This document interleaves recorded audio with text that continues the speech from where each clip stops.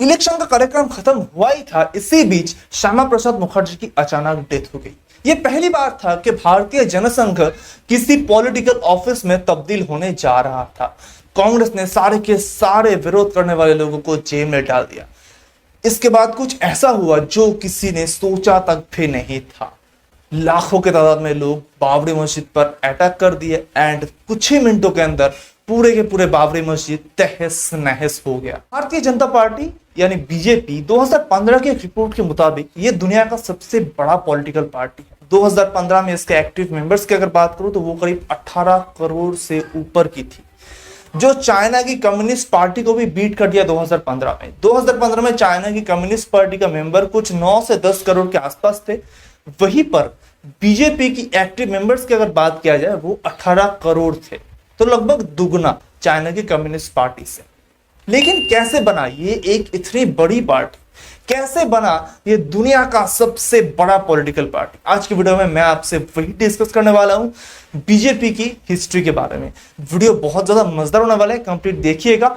I hope आपको मजा आएगा। नमस्कार दोस्तों, मेरा नाम है शायन, आप देख रहे हैं स्टूडेंट। चलिए आज की वीडियो का शुरुआत करते हैं। कहानी का शुरुआत होता है 25 अक्टूबर 1951, जब श्यामा प्रसाद मुखर्जी आरएसएस की मदद से एक नया पार्टी का शुरुआत किया जिसका नाम था भारतीय Jansangh. Shyama Prasad Mukherjee Indian constitution assembly का एक मेंबर थे।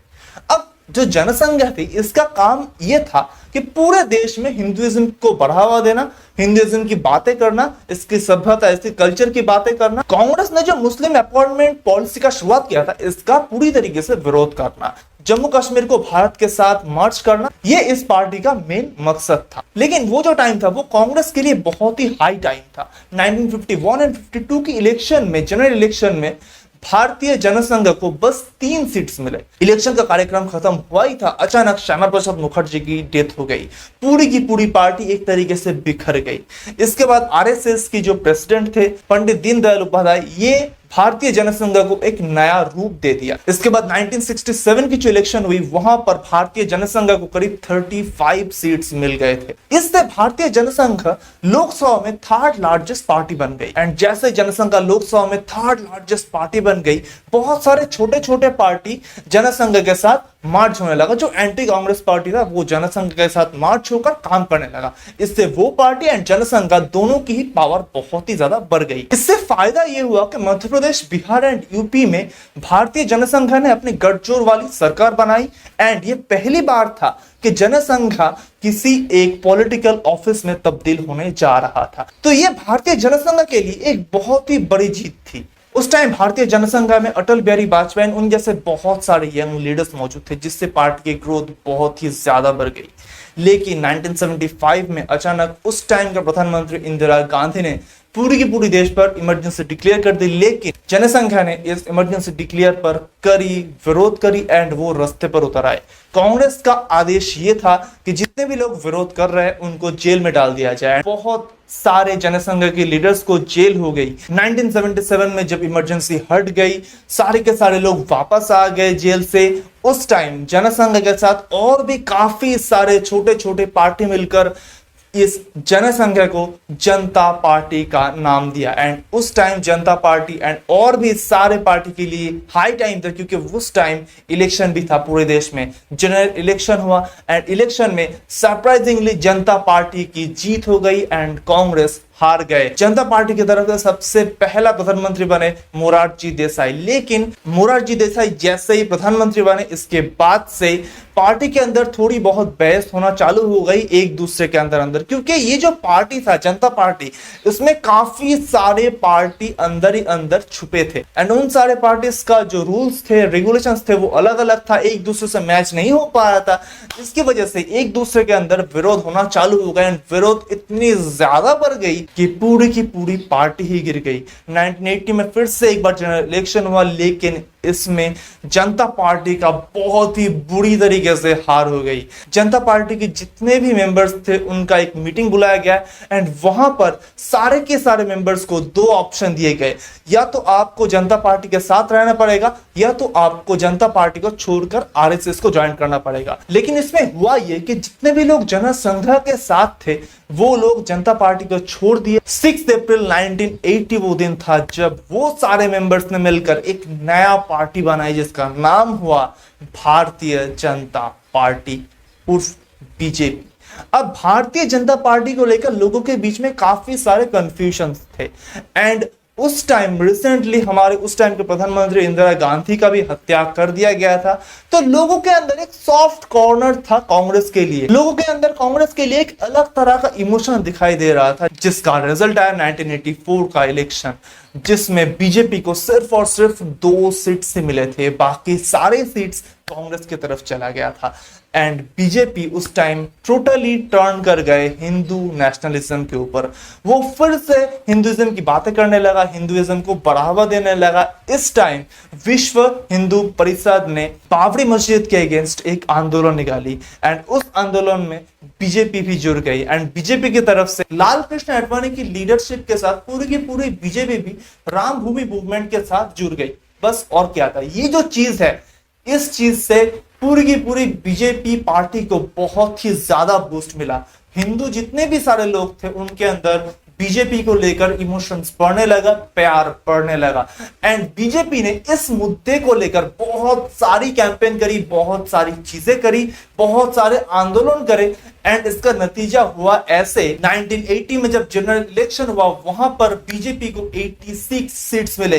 करीब 5 साल पहले जब बीजेपी को 2 सीट मिला था, वहीं पर 5 साल बाद बीजेपी को 86 सीट्स मिल गया था इस मूवमेंट के बाद एंड इसी के साथ बीजेपी इंडियन पॉलिटिक्स का एक स्तंभ बन गया था।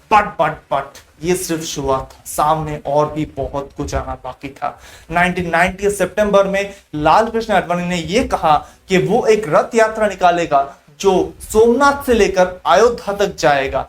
अब इससे बहुत सारे लोग प्रभावित हो गए एंड बहुत सारे लोग, बहुत सारे साधारण लोग एंड बीजेपी के जो कर्मी थे वो इस रथ यात्रा में जुड़ गए बीजेपी के साथ। इसी बीच यूपी के उस टाइम का सीएम मुलायम सिंह यादव ने सारे के सारे लोगों को डिटेन करने का ऑर्डर दिया, लेकिन फिर भी बहुत सारे लोग इधर उधर से निकल गए। लोगों को रोकने के लिए पुलिस को रास्ते पे उतरना पड़ा एंड पुलिस लोगों को रोकने लगा, लेकिन पुलिस की बस की बात नहीं थी कि लाखों लोगों को एक साथ रोक कर रखे। इसीलिए सीआरपीएफ भी रास्ते पर आए एंड लोगों, साधारण लोगों के साथ सीआरपीएफ का बहस हुआ एंड ये बहस हाथापाई में बदल गया। बहुत सारे दंगे हुए, बहुत सारे हाथापाई हुए एंड इसका परिणाम ये हुआ बहुत सारे सीआरपीएफ, बहुत सारे साधारण आदमी जो थे उसका मौत हो गया। इसके बाद से ही यूपी में हालत पूरी की पूरी बदल गया। यूपी में बहुत सारे दंगे, बहुत सारे बॉम्ब, ये सब कुछ गिरने लगा एंड यूपी की हालत बिल्कुल ही बुरी हो गई। देखते ही देखते फिर से इलेक्शन आ गया। इलेक्शन में इस बार बीजेपी ने पूरी की पूरी बाजी ही पलट दी। 120 सीट्स बीजेपी ने जीत लिया एंड यूपी में भी बीजेपी का सरकार आ गया। 6 दिसंबर 1992 जब आरएसएस ने एक रैली निकाली राम जन्मभूमि मूवमेंट के लिए, वहां पर लाखों के तादाद में लोग जुड़ गए एंड लाखों लोगों के बीच में इतनी वायलेंस क्रिएट हो गई कि वो सारे के सारे लोग बाबरी मस्जिद पर घुस गए एंड बाबरी मस्जिद को तहस नहस कर दिया। फिर से एक बार हिंदू मुस्लिम दंगे शुरू हो गए एंड इसका परिणाम ये हुआ कि विश्व हिंदू परिषद पूरी तरीके से बैन हो गया एंड जितने भी सारे बीजेपी के मेंबर्स, बीजेपी के कर्मी वहां पर उस टाइम थे, सारे के सारे लोगों को अरेस्ट कर दिया गया। लेकिन उस टाइम तक कांग्रेस जो पहले था, जितना शक्ति पहले था कांग्रेस का, उस टाइम तक उसका जो शक्ति था, उसका जो पावर था, बहुत ही ज्यादा कम हो गया था। कांग्रेस पार्टी एक तरीके से पूरी की पूरी कमजोर हो गई थी। अब बीजेपी बाकी सारे पार्टीज के साथ मिलकर एनडीए यानी कि नेशनल डेमोक्रेटिक अलायंस, ये अब यूपीए यानी कि यूनाइटेड प्रोग्रेसिव अलायंस के रूप में कांग्रेस के साथ हो रहा था एंड इस टाइम पूरी देश थी अटल बिहारी वाजपेयी के ऊपर, क्योंकि वो 3 बार ऑलरेडी प्रधानमंत्री बन चुके थे। लेकिन अचानक कांग्रेस 2004 में यूपीए के रूप में वापस आई एंड ये फिर से क्षमता पर आ गई। अब लोगों को यकीन ये होने लगा कि नहीं, कांग्रेस अभी तक खत्म नहीं हुआ, इसमें अभी भी बहुत सारी जान बाकी है। लेकिन इस टाइम तक बीजेपी में एक ऐसा लीडर का आगमन हो गया था जो आगे चलकर पूरी की पूरी हिस्ट्री को बदलने वाला था। जी हाँ, आपने सही सोचा, उसका नाम है नरेंद्र मोदी, हमारे आज की प्रधानमंत्री। तो कांग्रेस जैसे ही पावर में आए, एक के बाद एक आरोप कांग्रेस पर आने लगा एंड लोग इतना भड़क चुके थे कांग्रेस के ऊपर कि अब लोग चाहते थे कि हाँ, देश में बदलाव होना जरूरी है, इसीलिए फिर से 2014 में इलेक्शन हुआ एंड इलेक्शन में बीजेपी की जीत हो गई एंड बीजेपी का प्रधानमंत्री हो गया Narendra Modi. And back to back 2019 में भी बीजेपी की जीत हुई एंड उस टाइम भी प्रधानमंत्री बने नरेंद्र मोदी। लेकिन इन सारे चीजों के पीछे जो मास्टरमाइंड असल में थे, उसका नाम है अमित शाह, जो आज हमारे बीजेपी की प्रेसिडेंट है। लेकिन अब सवाल यहां पे ये आता है कि आगे क्या होगा? क्या कांग्रेस फिर से एक बार वापस आ पाएगा, या फिर जैसा चल रहा है बीजेपी वैसे ही चलेगा? फिर से एक बार बीजेपी की सरकार आएगी, या फिर कांग्रेस की सरकार वापस आएगी, या फिर कोई अन्य दल क्षमता में आएगा, पावर में आएगा? आपको क्या लगता है? मुझे नीचे कमेंट करते हुए जरूर बताइएगा। तो यही था बीजेपी यानी भारतीय जनता पार्टी की इतिहास। कैसे ये एक छोटी पार्टी से, कुछ नहीं से, आज दुनिया की सबसे बड़ी पार्टी है।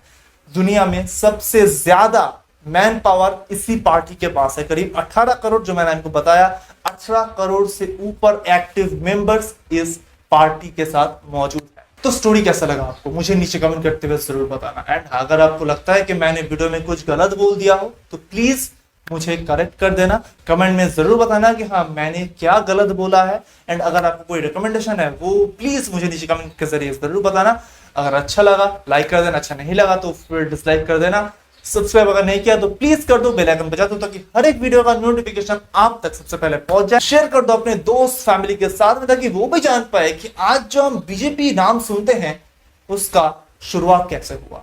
तो बस मैं मतलब वीडियो में नए वीडियो के साथ, तब तक के लिए जय हिंद, वंदे मातरम।